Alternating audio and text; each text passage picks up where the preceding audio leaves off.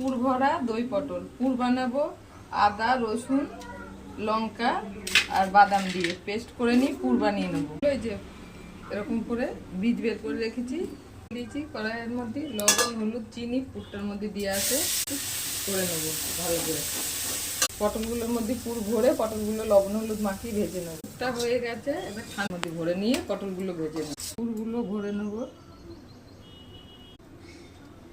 পুর ভরা হয়ে গেছে, এখান দিয়ে একটু ফুটো করে দিতে হবে পিছন দিয়ে, এমন করে পুর ভরে নেবো। গরম হয়ে গেছে, এবার পটলগুলোকে ভেজে নেবো।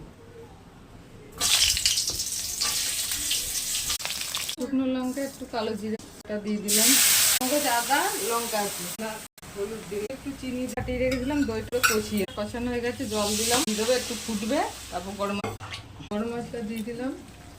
মশলা দিয়ে আছে আদা, বলো নামিয়ে নাও তারপর